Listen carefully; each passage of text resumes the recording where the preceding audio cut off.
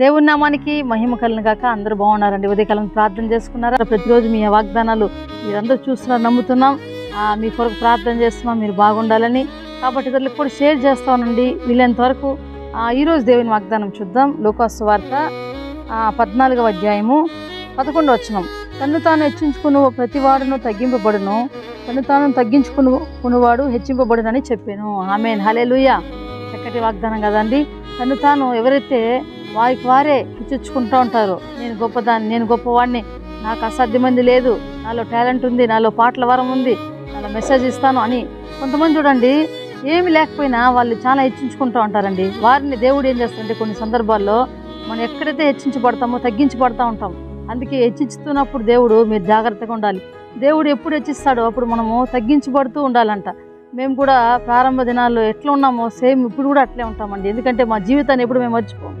మనం తగ్గించుకుంటున్నప్పుడు మనల్ని దేవుడు ప్రతి విషయంలో హెచ్చిస్తూ, మనల్ని ఆశీర్వదిస్తూ, మనల్ని బలపరుస్తూ ఉంటాడండి. ప్రియస ఎవరిని బిడ్డ, ఒకవేళ హెచ్చించబడుతున్నావా నీ ఉద్యోగాన్ని బట్టి, లేదా నీకు ఇచ్చిన యొక్క ఇంట్లో అవకాశాన్ని బట్టి, ఆ పెద్దరికాన్ని బట్టి నువ్వు గొప్పదానివని ఫీల్ అవుతున్నావా? ఏ మాత్రం కూడా అట్లా అనుకోవడానికి లేదండి.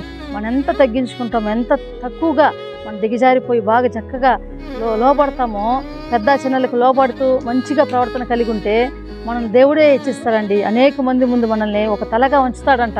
కాబట్టి మేము ప్రతి విషయంలో ఇప్పుడు కూడా తగ్గించబడతా ఉంటామండి. కారులో తిరుగుతున్నాం కదా అని అనుకోకూడదండి. ఎక్కడ మనం ఉన్నా మన స్థాయిని మనం ఎప్పుడు మర్చిపోకూడదు. ప్రియ దేవుని బిడ్డలారా, మనం ఈ వాక్యం ద్వారా మనకేమంటే మనం తగ్గించబడుతూ ప్రతి విషయంలో ఉన్నప్పుడు, ఆత్మీయ విషయంలో ముఖ్యంగా మనకి ఏ పాట ఇచ్చినా మనం తగ్గించబడి ఉండాలి. ఒకవేళ నీకు పరిచయం ఇచ్చినా తగ్గించబడి ఉండాలి. అప్పుడు దేవుడిని ప్రతి విషయంలో, ఉద్యోగంలో కూడా నువ్వు తగ్గించుకుంటే దేవుడిని హెచ్చిస్తూ ఉంటాడండి. ఈరోజు ఒకవేళ అందగత్తిగా ఉండవేమో, అందం ఉందని హెచ్చించుకుంటున్నావేమో, అందం నిన్ను శాశ్వతంగా పరలోకం చేర్చదు, కానీ అందం మనల్ని పాడు చేస్తుంది. కాబట్టి ఈ రోజున ఈ వాగ్దానాన్ని బట్టి అందరు కళ్ళు మూసి ప్రార్థన చేసుకుందాం.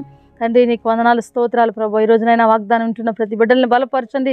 ఎవరైతే తగ్గించబడుతున్నారో నైనా ప్రతి విషయంలో నా ప్రభా వారిని ఇంకా హెచ్చించండి. ఆత్మీయ పరంగా, ఆరోగ్యపరంగా, ఆస్తి పరంగా వారిని హెచ్చించమని ప్రార్థన చేస్తున్నాం తండ్రి. ఎవరైతేనైనా ప్రభా రోగంతో ఉన్నారో, బాధలో ఉన్నారో వాళ్ళు విడిపించినైనా తండ్రి. ఎవరైతే నా ప్రభా ఆర్థిక సమస్యలతో పేదరికంలో ఉన్నారో వాళ్ళు విడిపించి బలపరిచి ఆశీర్వదించినైనా ఈరోజు ప్రభా గర్భఫలాన్ని దయచేయన తండ్రి. ఉద్యోగులను బిడ్డలకు ఉద్యోగం తెచ్చింది. ఎవరిని బిడ్డలంతా కూడా అమ్మ నాన్న మట్టి వినే బిడ్డలుగా ఉంచమని, ప్రతి ఎవరిని బిడ్డలని లోకానుసారం నుంచి తప్పించి వారిని నీ మార్గంలో నడిపించినైనా ఈరోజు బర్త్డే మ్యారేజ్ చేసుకుని ప్రతి బిడ్డలు దీవించమని యేసు నామములో ప్రార్థన చేస్తున్నాం తండ్రి.